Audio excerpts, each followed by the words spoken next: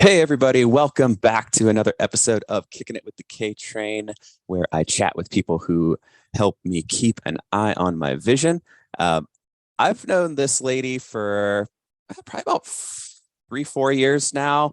And we have, become pretty good running partners, and just always a blast to catch up with my friend Zoe Rom. Zoe, welcome to the show. How's it going?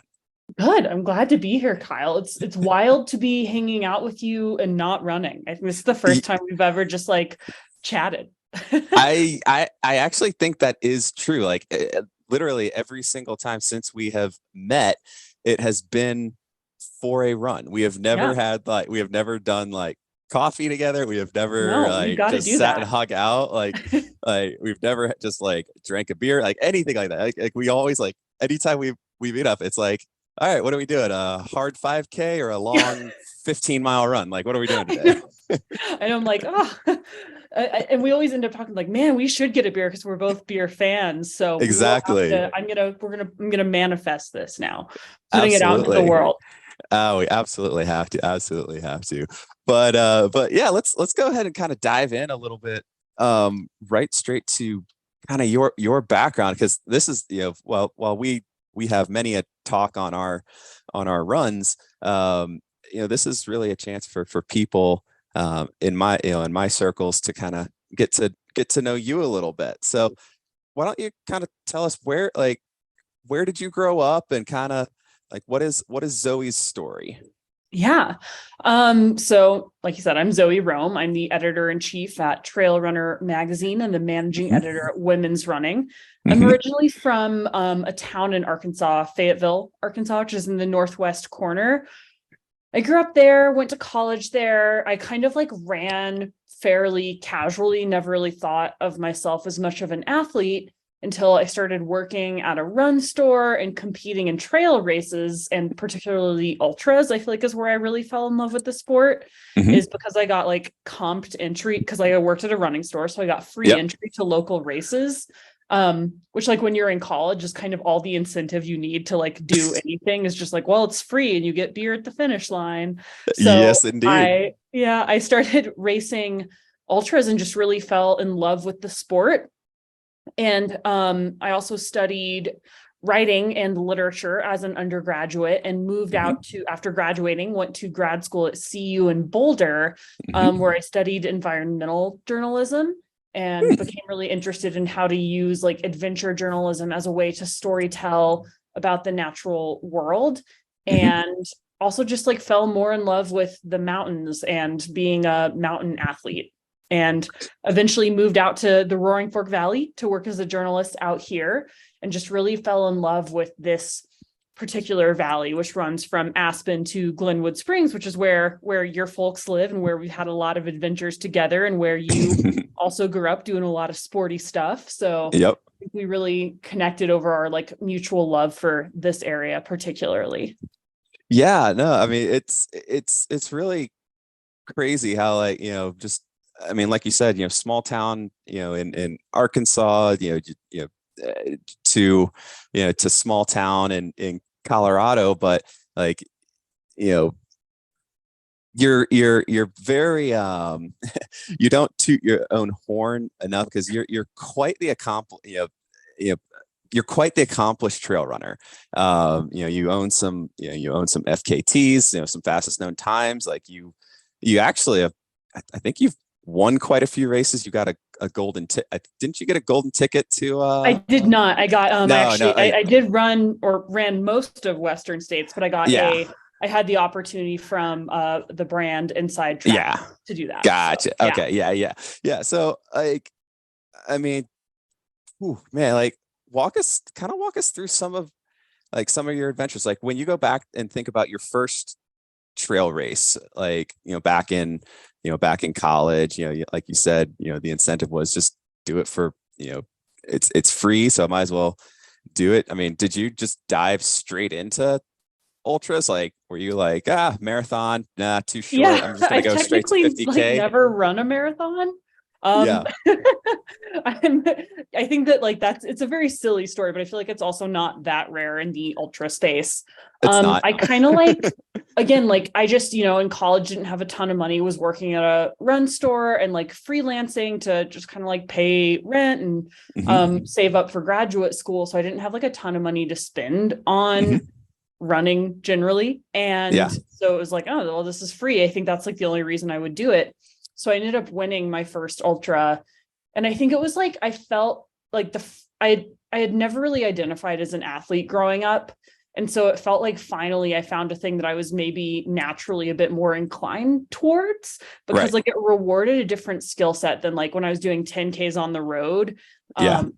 Like, I didn't have a collegiate running background. I'm not like super fast, but at the ultra distance, it wasn't just about like pure speed. Like there was an element to like, I came in pretty good at like fueling and I came in pretty good at just kind of like enduring and like having some like non-specific skill sets that were pretty geared towards success at that event. And I just like had a lot of fun. Like it was the first time that I was competing in a running event where I just really felt connected and like was really enjoying meeting other people out there. Like in a 10K, you're not like getting to know the people you run with, No, but like you're in not. a 50K, you have a little bit of time to like chat with other folks. Like you get to like, I mean, it's not like you're stopped and like talking, but like you do get to like have really amazing, pretty intimate connections with like other runners. And I loved that. And the first ultra I did was in Arkansas and through these just like beautiful woods. And I love the Ozarks and the trees are just so pretty and awesome. And just getting to spend all day like moving through the hills and looking at cool trees and talking with cool people. I was like, this is just like the best day I can imagine. Like, how do I do this all the time? So and like, again, I think like being as someone who like didn't think of themselves as like a natural athlete or very athletic or like good at sports, it felt like for the first time I had evidence that I could be good at something. So I just got really curious what that would look like if I trained more intentionally and took it a little bit more seriously. So did that kind of happen immediately, or did you kind of come to that over the course of 2, 3, 4, 5 ultras or years? I think like 2, 3, 5 years. Yeah. Like especially like in grad school, I also still continued to not have a ton of money to like spend on endurance sports. But I did, when I was in grad school, I did do my first 50 miler out in Moab at the Dead Horse 50. And again, just had like the most fun day. Like, I love it. Like that desert is really special. Mad Moose Events puts on a really fantastic race. Like their events are just really, really well done. They have a really awesome and connected community that I would definitely encourage folks to check out. And I was just like, this is like, it's just so fun. And it felt like such a nice break from like I had just started working in journalism, and it was like just right after Trump had gotten elected, which was like a very challenging time to be a young woman working in environmental journalism. And so it felt like a way to really positively connect with other people and to create space for myself to kind of rest, reassess, refresh, so that I could like go back to work, so I could go back to school and figure out how to keep pressing for better environmental coverage and like keep trying to assess like how our industry could learn from the 2016 election and do better. So I feel like that was kind of part of it. And again, moving to Boulder, I think it was the first time I saw like adults taking sports very seriously. Like where I was from in Arkansas, there just like weren't a lot of people who are like, really owning their athletic journeys in quite that same way as I saw when I moved to Colorado. I knew a lot of people who were like amazing amateur athletes, but it was like only always going to be kind of a smaller, like something that was secondary to their careers or like a smaller part of their identity. And I moved to Boulder and I saw a lot of really amazing women, particularly who were not shy about owning their athletic journeys and owning their athletic careers. And I feel like that gave me permission to not impose like limitations of like, oh, well, you're just a writer who also likes to run. And it made me curious about like, okay, like what would it look like to take this a little more seriously? Not that I was trying Yeah. to be a professional athlete or anything, but I Right. think seeing women who like they stated like, that's my goal. I want to be pro at this. I'm going to go in hard and I'm not going to apologize. I feel like that made me see what it looks like to give yourself permission to chase greatness. And like that had kind of like a trickle down effect in like a really positive way on me. And like a lot of the really cool people that I was running with in Boulder, like had really amazing jobs, like we're working like as lawyers, as scientists, and we're like really hustling on the trails. And I think that really inspired me that like you can chase excellence at a lot of different things at the same time. Yeah. Do you remember any like, one or two or three, women or, in particular that kind of I mean, helped, like kind of help give you that spark? Yeah, the first ever group run I went to in Boulder, Claire Gallagher and Kat Bradley were both there. So I was like, oh shit, like wow. Okay, yeah. Yeah. These people are pretty freaking real. Yeah. For those who don't know, Claire Gallagher and Kat Bradley are they're kind of just legends. They quickly became legends in ultra trail running, especially in the US. So yeah, I would say and you just like that kind of like people who are chasing like excellence is contagious. And so, did I win Western States after going on a group run with them? No, I did not. Sad to report. No. But it did make me be like, okay, this is what it looks like to want that and to like be hungry and to like do it at the same time that you're like rocking a career and that you're like trying to make the trail space a better and more positive space as well. That's awesome. So, let's, shifting gears slightly, but not really, because like your job, your career and your running really have gone hand in hand. What are some of the things that like did you immediately start working for, Trail Runner, pretty soon after grad school, or did walk us through how you made it to where you are now? I actually, in grad school, I started freelancing for both Trail Runner and Outside, which now owns Trail Runner. So I was very interested, like not only in doing like environmental science journalism, but I also like love the outdoors. And I'm really interested in like how we can use how we connect to the outdoors through sport, through movement, through fun, through adventure, and how we use those connections to inspire people to action, to be better environmental stewards, and to be curious about the natural world. So like I've always seen sports as a really natural entry point to people's hearts to activate them around issues that I'm aligned with. So that's kind of like how that's me setting the stage. So after I graduated from grad school, I moved to Aspen to work for the NPR station up there as a morning edition reporter. And I also covered the outdoors, the environment, and like the ski industry. And I was really interested on reporting on that intersection of like the environment,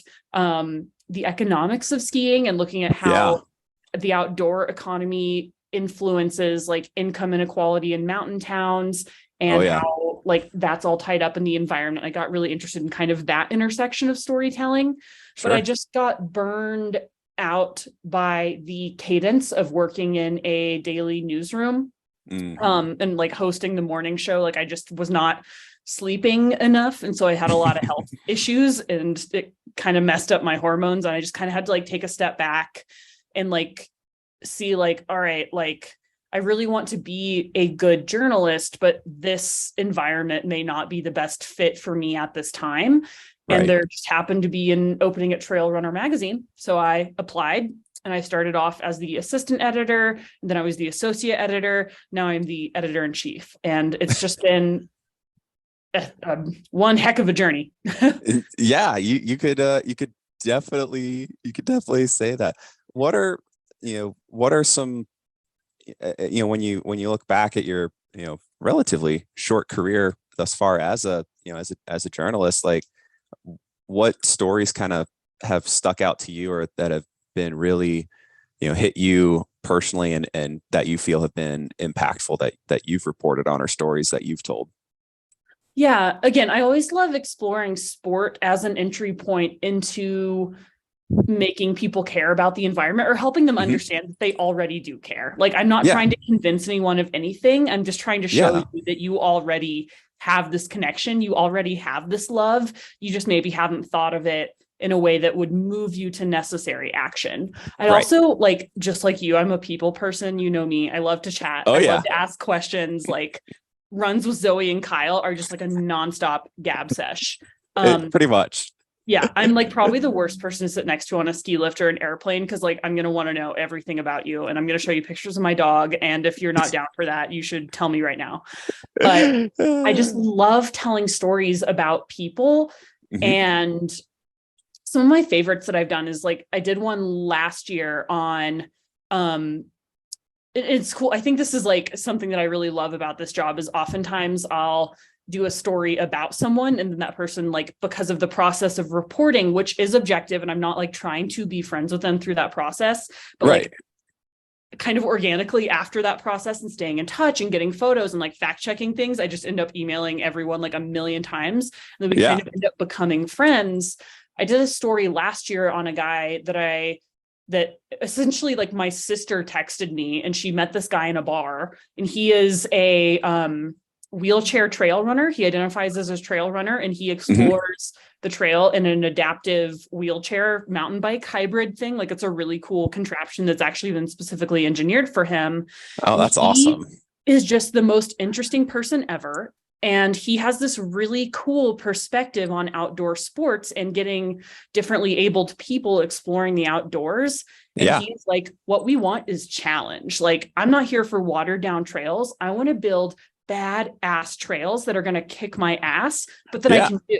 Like, I'm not looking for like, and I think that was something, I think I went into this story thinking that this person was going to be one way and he was a totally different way. And he really pushed me and challenged me. And we've become best friends and have like gone camping together several times now. Oh, that's awesome. This guy is like, loves the outdoors and his life's mission is to get people outside. So he literally just travels the US in his van, consulting with different trail building companies on teaching people how to build challenging trails that work for folks that use wheelchairs, but like are freaking badass and have like jumps, but like have a way that you can like set up a safety so that you can like basically set an anchor, do the jump, and or like there can be a spotter if you roll over. And like, there's just all these really cool things that like someone like me had just never thought of.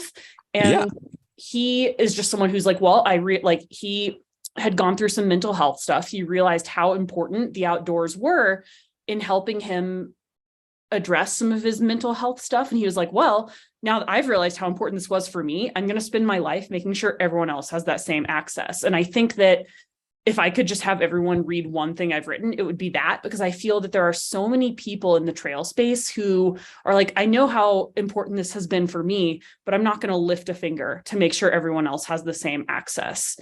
Right. And it really resonated with me to see someone who's like, this has been big for me and I am going to die making sure that everyone else can have the same connected, challenging experience outdoors. And I just loved that. That's awesome. I think I read that story. I think I did read that story, but I have to go and refresh my memory on that. I think I sent it to you because I was just like so proud of it. I was texting it to everyone. Yeah, it was. I do remember it being good. I just got to go and refresh my memory on it, and and I'll drop a link. I'll go. You'll have to send it to me after we jump off here, and I'll make sure to drop it in the description and the the show notes and all that, so people can go check that out. But yeah, oh man, so. I kind of want to shift into like, I mean, you and I, we met, when did we meet? Was it like end of at the Jingle Bell 5K?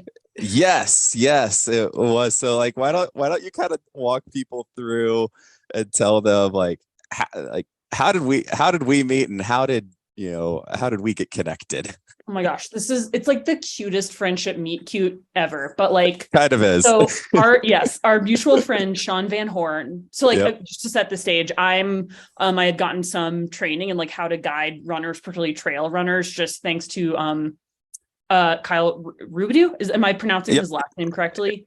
Yeah, Robidoux. Yep. Robidoux. Close enough. Yeah. So like I had like gotten trained in guiding and I was like, well, hopefully I get to use this skill someday. and not that long after, our friend Sean Van Horn was like, hey, like we have a local guy who's racing the Jingle Bell 5K. I think you mentioned that you know how to guide. Can you guide him? And I was like, yeah, sure. Like Sunday, great. I'll tack that on to the end of my long run. And Sean was like, you don't want to do that. Like you need to be ready to send it. And I was like, oh, okay. Oh geez. Because like as an ultra runner, having to run a fast 5K is like It's terrifying. painful. And Sean was like, you're going to be guiding our friend Kyle. Heads up, he is an Olympian. I was like, this would have been really good information before I had committed to it. I was like, okay, shoot, like, let me get some carbon shoes. Let me like, do I need to taper? How do I taper? How do I fuel? How do I run a 5K? Like, I haven't run a 5K since like college. Like, what do I do? I'm panicking. So we get there. I meet Kyle. Hang on. To be fair, I hadn't yet gone to the Paralympics. I was actually coming off of a knee injury. I was coming off a skiing accident. Like I think I was coming off a skiing accident. I can't remember. I know I had injured my knee, or I was coming off of injury or something. Right. So it was, yeah. So, and I was definitely in the running to, be named to the U.S. Paralympic team, but it hadn't yet happened. But proto-Olympian, then soon to be Olympian. Yeah, but sorry. I totally cut you off. Go. Yeah. Speaking of someone that doesn't want to toot their own horn, it wasn't an Olympian yet. Anyway, so I meet Kyle. 30 seconds later, we're running a 5K. He ends up pacing me to, I believe I was second. I ended up winning second female. Technically, you were like just off the podium, and I was just like, we were hustling so hard through the finish line. I kind of forgot to tell you we had just crossed the finish line, and because I was going pretty hard, I was kind of out of breath, and I just stopped. And Kyle did not stop, and he kept running. And we use a tether to run together, so that like Kyle can kind of use the sensitivity of the tether to help like guide him. And those things are only so elastic. And we did end up on the ground right behind the finish line. And Kyle has since forgiven me and has let me guide him again. But I was like, man, I did not pass the guiding test here. But we're still friends. And yes, we are. You didn't get seriously injured, so we're good. No, did not get injured.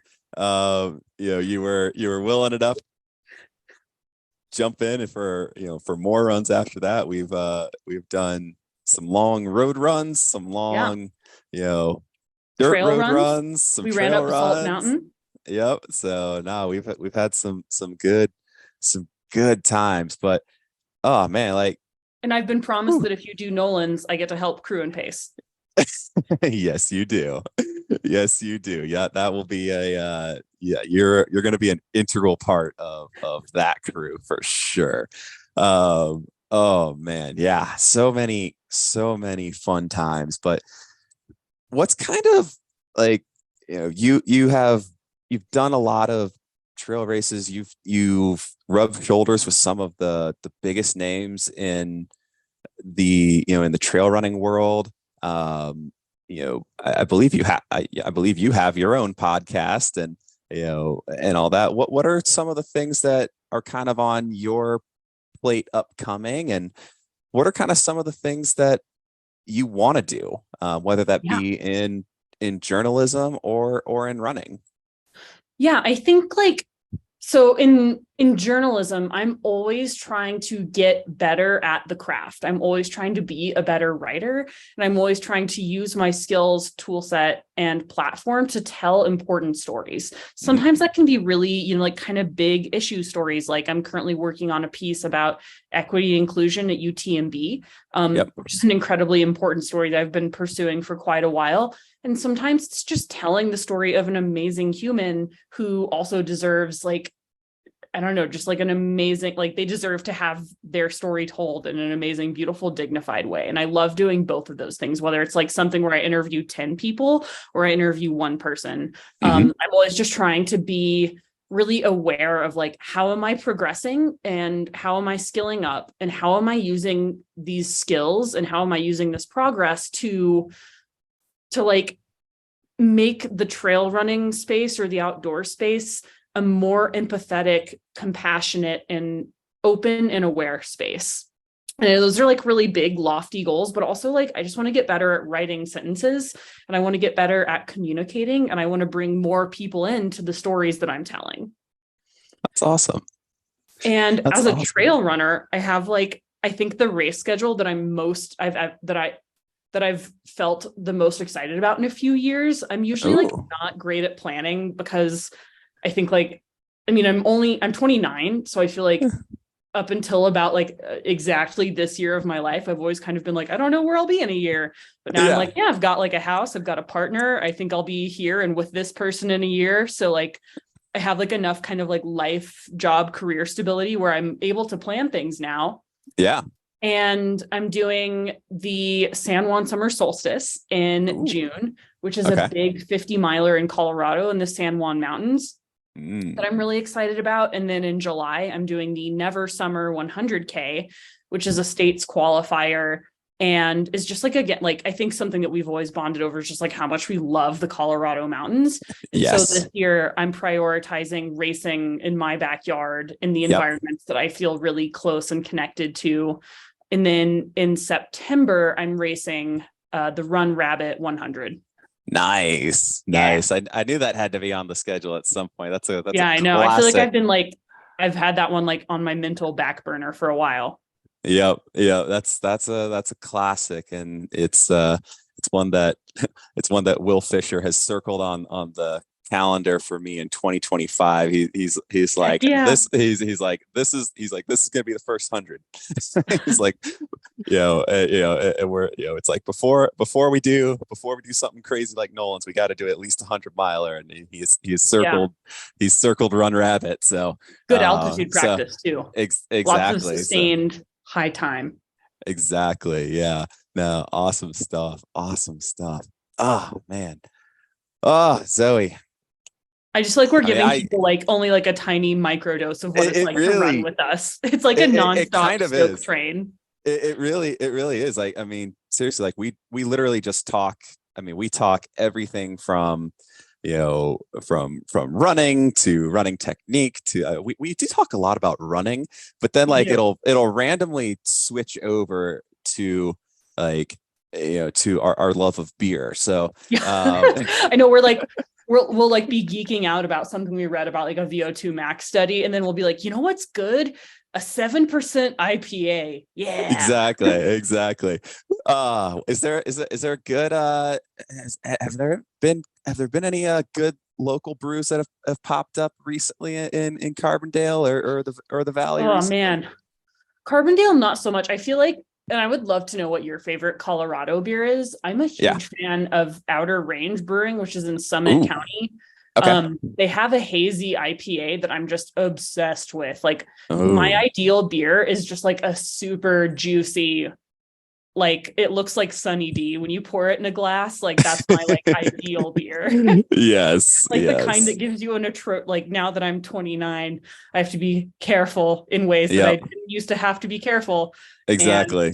the beers that I love are the ones that I regret the next morning. Yeah. Moderation Yeah. in all things. Yeah. What do you like in these days? I still love just, I mean, you mentioned the, hazy IPAs, like those are so go-tos for me. I mean, Summit County has so many different breweries that are so good. I mean, I Yeah. love just a good, I love solid stuff from Aspen Brewing Company. ABC up there is Oh yeah. awesome. The excess and moderation is a Yes. incredible name for a beer. Also a good beer. Yes. Absolutely. But then I also, so I tend to try and drink as local as possible. So like, I unfortunately I haven't drank since December because I'm in season now. Yeah. Um, but Smart. but in December I was in Victoria, and I was, I got introduced to this brewery, and all of their beers are they're like math equations or something like that. It's something ridiculous like that. But like I had this beer called Fractal IPA. It was Ooh, I feel like super, I've heard of this one. yeah, it's super good. It's like 10, 11%, alcohol, but man, it was good. And, That's and a postseason beer. it's definitely it's a postseason beer for sure. But in season, I'm never opposed to, reaching for Athletic Brewing's, one of their, like, their Run Wild IPA is actually I pretty am good. literally drinking one right now. Shout Oh, out. Sponsor this classic. podcast. Yeah, I feel like seriously. I was like, oh, Kyle definitely won't judge me if I drink an NA beer on the podcast. No, I would totally do it. I should that's actually one thing I need to find out if I'm allowed to have NA beer in my room. So, like, because we're actually not allowed to have alcohol on campus here at the training center, but but they allow kombucha. And so I'm like, Yeah. I wonder if NA beer is okay. So, but I don't want to, like, I You don't it's want to one be of those that things. guy. I don't want to be that guy. So I'll be that I need to guy. find. I am that guy. Yeah, totally. But no, that is awesome. Oh man. So, oh gosh, I'm trying to think of where to go from here, because, like, like, we switch gears so fast so often.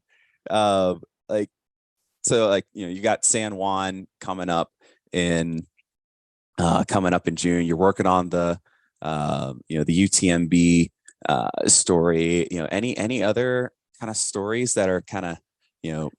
itching at you, that you're dying to I tell. Maybe give us a little sneak yeah. peek. I did just finish my first book that I co-authored with my co-author Tina Muir. It's called Oh, Becoming a excellent. Sustainable Runner, and it's a practical guide for runners of all abilities and backgrounds Okay, to take care of themselves, and in doing so, take better care of the planet. Um, awesome. and this is going to be the most obvious statement ever, but writing a book is very hard. I am a full-time professional writer, and I thought it was real hard. Preaching to the choir there. Yeah, like way harder than running 100 miles. I wish someone had told me how hard it was. I did try to warn you. I think you just Yeah, I ignored know. me. I feel like you just like handed me your book and you're like, here it is. Like, Here you go. next time, give me a bigger heads up. You make everything so easy. This was a 10-year project. So come on. Yeah. Mine, man, I'm glad it didn't turn into a 10-year project. There are days where, I mean, it definitely took about a year longer than it was supposed to. For sure. But that was a really fun challenge. And I'm sure you can attest to kind of like what I think similar to running, like it can be a grind in both a challenging way and also a really beautiful way. Yes. So I was proud to finish that. And that comes out at the end of August of this year, Becoming a Sustainable Runner, available for pre-order now. Awesome. But it's just really cool to be able to write something that really does integrate my love of running and is a practical guide for folks who like maybe don't already feel connected to the cause of environmental justice. Because I think like in Colorado, there's a lot of us who just by living here, it's a fairly progressive area. We feel really connected to the natural world. We're skiing, we're climbing, we're running. This book was really kind of written in mind with like that person who doesn't get this connection just yet, who hasn't seen themselves centered and included in a conversation about environmental justice, who doesn't maybe know how to get started, who doesn't know where they can be effective or impactful. And that was challenging. So I'm used to like writing like super, like maybe I think in some ways that could be critiqued as preaching to the choir. And it was really exciting to write for something that's like, no, I want to speak to a new person. I want to speak to someone who hasn't read any of the stuff I've written for Trail Runner. I want to speak to like the folks that I was running with back in Arkansas who like maybe, don't have the same like access to outdoor recreation infrastructure that I've enjoyed since moving to Colorado. And I think that has been a really fun and fulfilling challenge for me. That's awesome. So, I mean, just give us like one or two tips, like, because a lot of my, there's a lot of my, my audience that, absolutely, is Colorado based, running. They love sustainability and all that. But I also have a lot of people in my in my circles that they're city dwellers. They are Yeah. they pound pavement. They get up, they go to work, they go home. So what would you say are steps like 1 and 2 to becoming a sustainable runner? Yeah, I would actually say like the most important thing, actually the most important thing to do is to commit to collective action. And collective action is things like political organization and Hmm. voting instead of Hmm. just like things that are individual actions like recycling and riding your bike to work. Yeah. Recycling and riding your bike to work are great and you should totally do them, but your time, energy, and resources are going to be best spent joining with others to commit to larger causes. Like Yeah. who you vote for is more important than what you had for breakfast. Like that is just pretty essential. So like making sure that you are really politically engaged on the local level. I think particularly in a lot of the conversations online, national politics can take up a lot of the oxygen in the room and can make people Yes. feel really disheartened and disengaged. And I think something that I Yes. love about being in Colorado is that people are really politically active at the local level, and you can have a lot of impact there. Like particularly in Colorado, being active on issues of like housing access and like transportation infrastructure. Hmm. Those are on the surface pretty boring issues, but like where we build houses and who has access to buses and trains can have a lot of big environmental impacts. So Oh I yeah. think like my thing would be like, don't get scared by like how toxic national politics feel.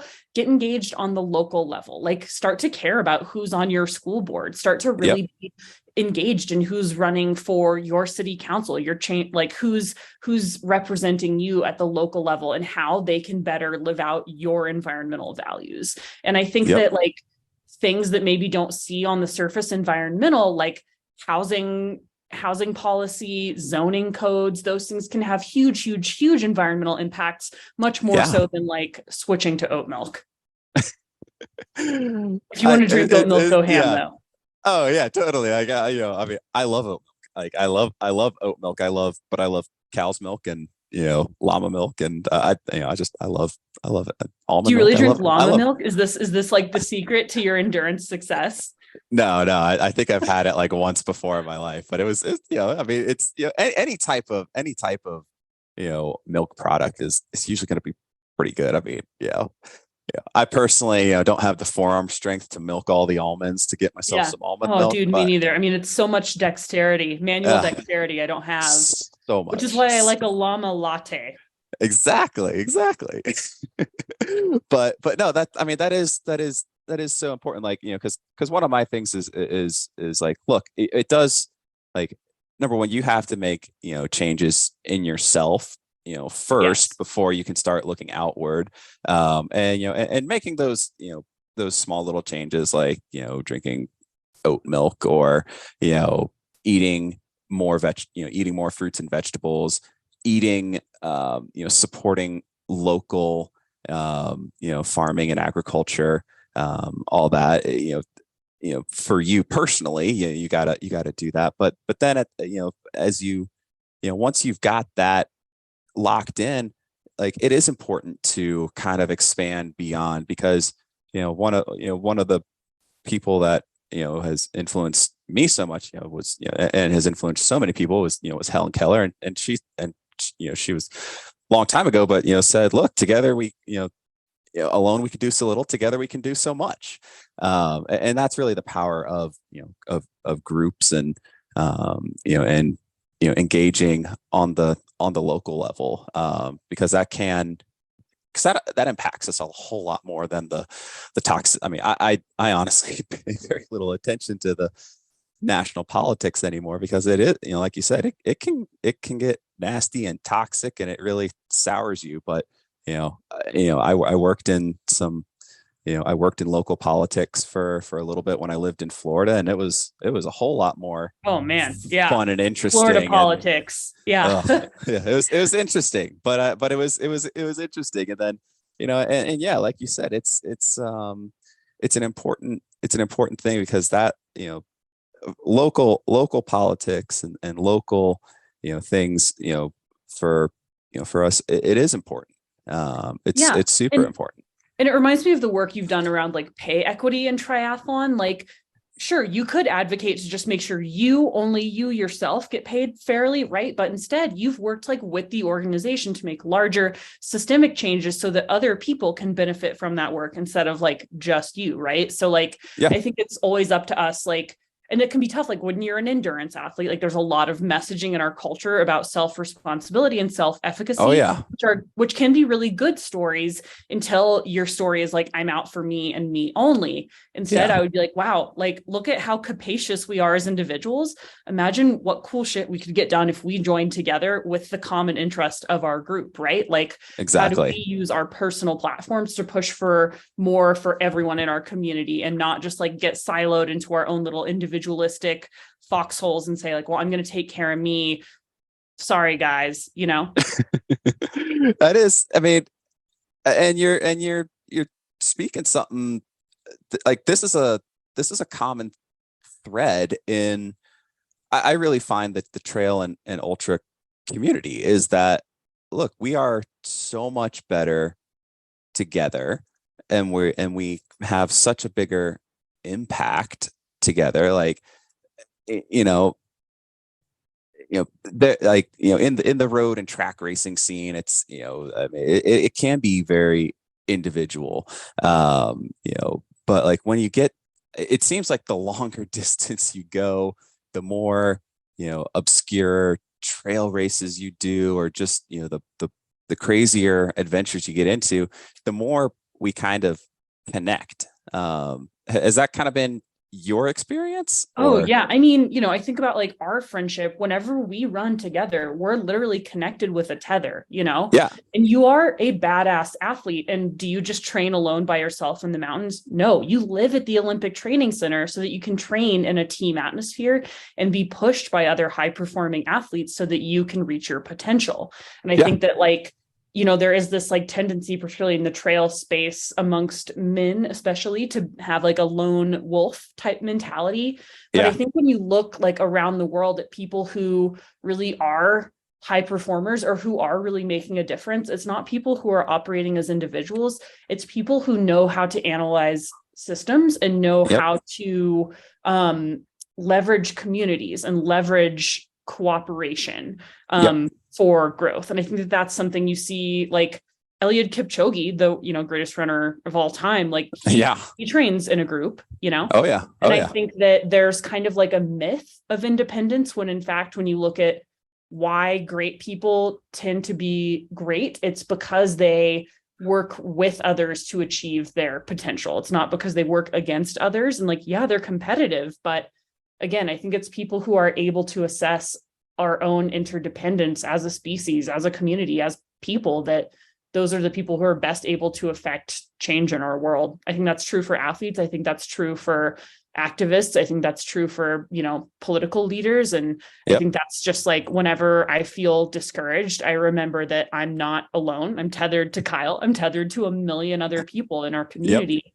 And that when I lean on those connections and when I ask for help and ask for guidance and ask for someone to push me in the right direction, like someone's always going to be there for me. Wow. Yeah. I think you just succinctly put the purpose of this podcast, like the purpose of why I launched this podcast into words, like, because that's you hit it on the head. You know, yeah, I've done some pretty cool, great athletic things, but it's because of people like you, people like Will, people like Alan, and Sean and Kylie, and all these people that are around us, and that we are tethered together because we all are great because we lift each other up. So I I honestly think that like we gotta close it out strong like that, Zoe. Mic My drop. gosh, Mike. I mean, seriously. I mean, I could have just hit end as you finished up there, because you put it so well. That's awesome. Oh Yeah, I man. just think So we're lucky that we literally get to be tied together, because I think it makes me think through the moments when I think I'm alone, and it makes me realize that I'm not. I'm tied to someone always, yep, every moment. always, always. That is awesome.